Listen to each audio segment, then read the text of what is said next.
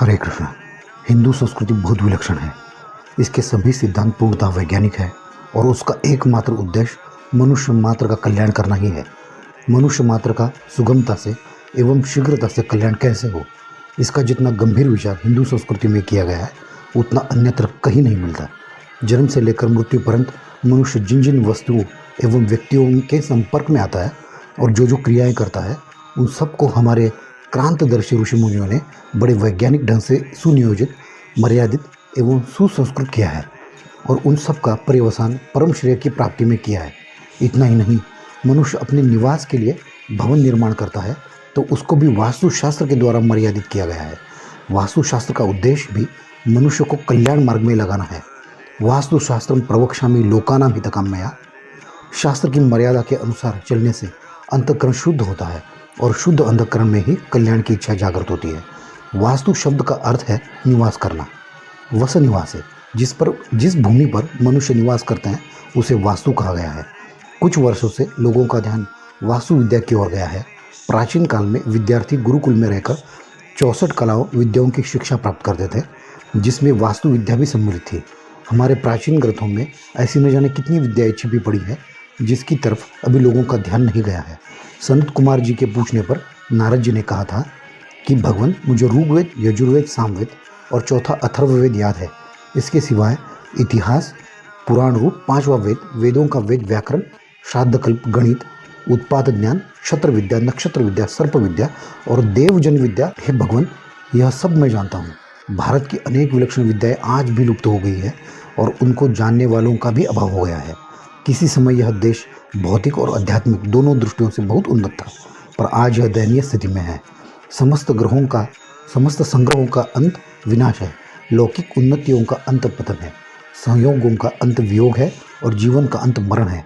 लोगों की ऐसी धारणा है कि पहले कभी पाषाण युग था, आदमी जंगलों में रहता था और धीरे धीरे विकास होते होते अब मनुष्य वैज्ञानिक उन्नति में इस युग में आ गया है। परंतु वास्तव में वैज्ञानिक उन्नति पहले कई बार अपने शिखर पर पहुंचकर नष्ट हो चुकी है।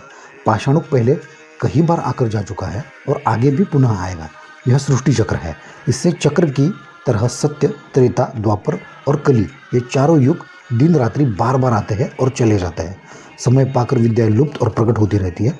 गीता में भगवान स्वयं कहते हैं, हे परंतप, इस तरह परमात्मा से प्राप्त इस कर्मयोग का राजर्षियों ने जाना, परंतु बहुत समय बीत जाने के कारण वह योग इस मनुष्य लोक में लुप्त प्राय हो गया। तू मेरा भक्त और प्रिय सखा है, इसलिए वही यह पुरातन योग आज मैंने तुमसे कहा है, क्योंकि यह बड़ा उत्तम रहस्य है। कुछ लोग ऐसा सोचते हैं कि वास्तुशास्त्र के अनुसार मकान बनाने मात्र से हम सब दुखों से, कष्टों से छूट जाएंगे, हमें शांति मिल जाएगी। वास्तव में ऐसी बात नहीं है। जिनका मकान वास्तुशास्त्र के अनुसार बना हुआ है वे भी कष्ट पाते देखे गए हैं। शांति तो कामना, ममता के त्याग से मिलेगी। एक श्लोक मिलता है जिसका तात्पर्य यह है, रोगों के उत्पन्न होने से वैद्य लोग कफ, पित्त और वात को कारण मानते हैं, ज्योतिषीय ग्रहों की गति को कारण मानते हैं, प्रेत विद्या वाले भूत प्रेतों के प्रविष्ट होने को कारण मानते हैं, परंतु मुनि लोग प्रारब्ध कर्म को ही बलवान कारण मानते हैं। तात्पर्य है कि अनुकूल अथवा प्रतिकूल परिस्थिति के आने पर मूल कारण प्रारब्ध ही होता है। प्रारब्ध अनुकूल हो तो कफ, पित्त, वात, ग्रह आदि भी अनुकूल हो जाते हैं और प्रारब्ध प्रतिकूल हो तो भी वे सब भी प्रतिकूल हो जाते हैं। यही बात वास्तु के विषय में भी समझनी चाहिए। देखने में भी ऐसा आता है कि जिसे वास्तुशास्त्र का ज्ञान ही नहीं, उसका मकान भी स्वतः वास्तुशास्त्र के अनुसार ही बन जाता है। इसका अर्थ यह नहीं है कि सब कुछ प्रारब्ध पर छोड़कर बैठ जाए। हमारा कर्तव्य शास्त्र की आज्ञा का पालन करना है और प्रारब्ध के अनुसार जो परिस्थिति मिले उसमें संतुष्ट रहना है। प्रारब्ध का उपयोग केवल अपनी चिंता मिटाने में है। करने का क्षेत्र अलग अलग है और होने का क्षेत्र अलग है। हम व्यापार आदि करते हैं और उसमें लाभ या हानि होती है। करना हमारे हाथ में, वश में है, होना हमारे हाथ में नहीं है। इसीलिए हमें करने में सावधान और होने में प्रसन्न रहना चाहिए। कर्तव्य कर्म करने में हमारा अधिकार है, फलों में कभी नहीं। अतः कर्म फल का हेतु भी मत बनिए और कर्म न करने में भी आसक्ति न हो। वास्तु विद्या के अनुसार मकान बनाने से कुवास्तु जनित कष्ट तो दूर हो जाते ही हैं, पर प्रारब्ध जनित कष्ट तो भोगने ही पड़ते हैं। जैसे औषधि लेने से कुपथ्य जन्य रोग मिट जाता है, पर प्रारब्ध जन्य रोग नहीं मिटता। वह तो प्रारब्ध का भोग पूरा होने पर ही मिटता है। परंतु इस बात का ज्ञान होना कठिन है कि कौन सा रोग कुपथ्यजन्य है और कौन सा प्रारब्धजन्य।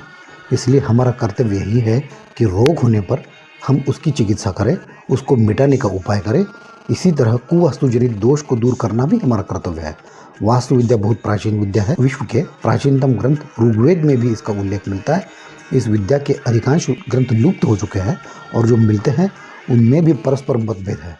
वास्तु विद्या के गृह वास्तु, प्रासाद वास्तु, नगर वास्तु, पूर्व वास्तु, दुर्ग वास्तु आदि अनेक भेद है। मोटे तौर पर वास्तुशास्त्र से संबंधित विशिष्ट ज्ञान या जानकारी अगले वीडियो में देने का हमारा प्रयास रहेगा। अनुभव सिद्ध ज्योतिष संपूर्णतः निःशुल्क है, अतः ज़्यादा से ज़्यादा जुड़े और लाभ लें। हरे कृष्णा।